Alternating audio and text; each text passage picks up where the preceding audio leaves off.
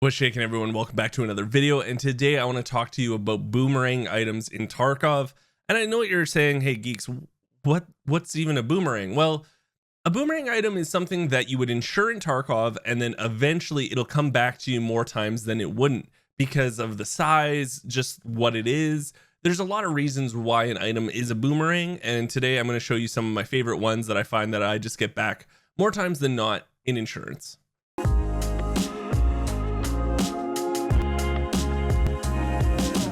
So I would say more times than not, the backpacks you're seeing on a lot of players right now are your tri-zips, your betas, your 30 inventory slot backpacks, right? So because of that, these backpacks right here are actually phenomenal at their boomerang chance. I would say there's a 75% boomerang chance on these two items, especially the takedown. So the takedown is a 24 slot backpack. As you can see, it is, it's called the hot dog backpack for a reason. And then we got the mechanism right here. So let's talk about each one. The takedown can go into another backpack, that's for sure, but you need at least an attack 2 or bigger. So not like, I'm not going to say no one's running around with an attack 2 by any means, but not a whole hell of a lot of people. So the takedown is probably smaller than the size of backpack they're using right now. Probably they have a tri-zip on or a beta, something with 30 slots. The takedown's only 24. And it is an odd shape, of course, so why would they put that on, right? So a lot of times that will come back to you, and it's worth insuring. Now the mechanism bag is a little bit different, right? Because it is 32 slots, so it's a little more than your tri-zips and your betas, but here's the thing, it's just an awkward shape, right?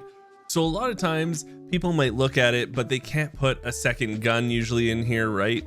So if you have something bigger, like say an M1A, even if you take the silencer off of it or something, it's not going to probably fit in your mechanism, right? So it is a downside towards you, but here's the thing. Most times when you kill someone with a juicy longbow gun, say, they'll probably have a bigger backpack on them. So what you can do is you can take their backpack, you take the mechanism, you drop it, and not worry about really anyone taking your mech. Because even if someone kills you and they see that you're wearing the mechanism, they're probably not going to take it. It's just such an awkward shape and you can't really do much with it that they're going to be like, you know what, I'm good.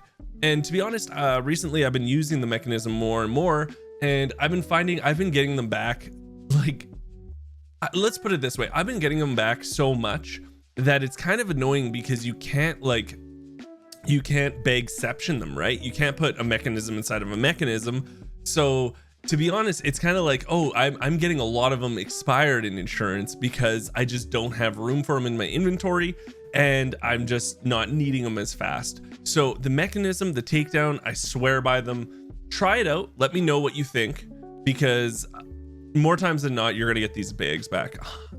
75% boomerang chance. Okay, 75% chance. I usually play with an armored rig. I'm sure you usually play with an armored rig. A lot of people like armored rigs, and I've said that word way too much, but what I've been noticing lately is I've been using armor and a rig, so like the Karund or the Gazelle, and I've been noticing them coming back more times than an armored rig would, right? So let's just, here, let me go look for one. Let's just, for example, if we use a TV-110, even if you zero it out, the player's probably still going to take it because they can put your earpieces in there, your helmet in there, then whatever magazines plus whatever they have. And it's just a nice little package, right? Where if you have armor and a rig, then they have to decide what to take, right? And more times than not, when you use a Karund or a Gazelle, they don't repair the best, but you can get 1 to 2 repairs easily out of them. So if they zeroed out your armor and say there's 10 out of 45 left, so if they take your Karund and your Alpha, they're pretty much full now, right? They don't have really any more room, or if they even have room to take all that. So more times than not, I'll use something like an Alpha, which will make it so that they can put like my earpieces or my helmet in there, and it makes them want to take this over the armor. And yeah, I know what you're saying. A lot of people do insurance fraud where they'll cosplay as you after they kill you. But again, the Karund, after one solid fight, the Karund's pretty beat up and it's not worth using anymore until you can repair it. So they don't really want to cosplay as you.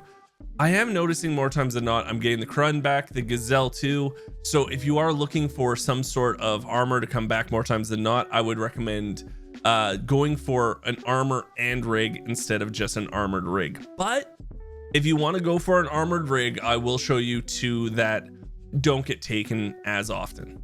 So the M2 here and the MMAC are like probably, I wouldn't say they're super boomerang items, but out of all armored rigs, they're the most boomerangable.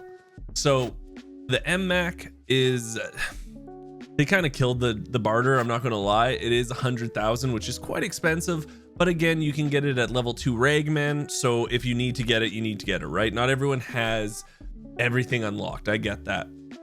But if you do have Ragman 3 unlocked, you can get the M2 for actually a little bit cheaper, or if not the same price. But more times than not, you're going to get it for a little bit cheaper than the MMAC. It can fit a lot more. But again, if you look at it, it doesn't have that 2x2 like the TV110 does, right? So that's the biggest thing when it comes to rigs is, can I put that person's ears in there? Can I put that person's helmet in there? And the TV110 is fantastic because it does have that 2x2 slot, so it always gets taken. And I'm not saying these won't get taken often, but more times than not, when you have the M2, when I see it on someone and it's pretty damaged, I'm like, I'm not even going to take it. Like, it's not worth it. It's pretty chunky. And the other thing is, yeah, it can hold a lot, but only 1x2 items. So if you are looking for maybe something that'll boomerang a little more, I would recommend the M2 rig. And then after that, the MMAC, even though the price tag's really not worth it, the M2 definitely is. I think 90 to 100,000 for the M2.